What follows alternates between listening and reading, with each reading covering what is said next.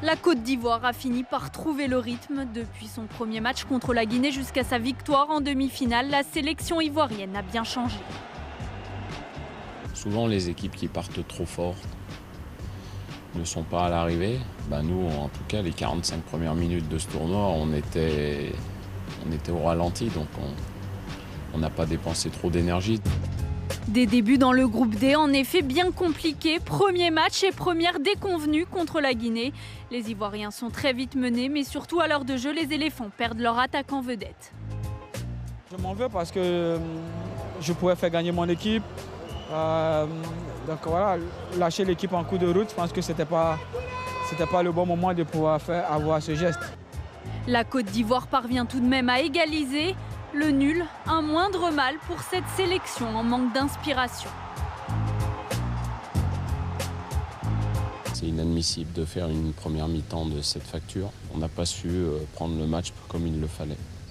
4 jours plus tard, bis repetita contre le Mali, les éléphants piétinent, Renard s'agace. Ouverture du score malien dès la 7e minute, signé Sako. Du coup, juste avant la mi-temps, changement tactique avec la sortie d'un milieu défensif Diomandé pour un attaquant, Gradel. Et décidément, la Côte d'Ivoire est une équipe à réaction. Il reste 3 minutes de jeu quand Max-Alain Gradel égalise. Tout se joue donc dans le dernier match face au Cameroun. Attention, ce ballon raté par Max-Alain Gradel, la frappe! Gradel! Son deuxième but!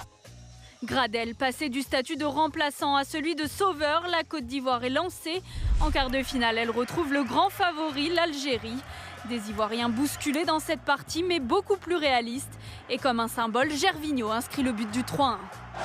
L'Algérie est à terre! La Côte d'Ivoire est dans les cieux! Éliminée en quart de finale en 2010 par cette même Algérie, la Côte d'Ivoire tient sa revanche, direction les demi-finales. Yaya Touré! Oh, Yaya Touré! Sous le feu des critiques, le capitaine ivoirien, il répond. Après 21 minutes, une frappe splendide. Un Yaya redevenu Super Touré, le choix osé d'une défense à 3 et une efficacité retrouvée. La Côte d'Ivoire surclasse la RDC. Ça n'a pas été facile pour nous, il faut le reconnaître. On a subi beaucoup de choses, mais ça nous a rendus plus forts. Donc voilà, on a monté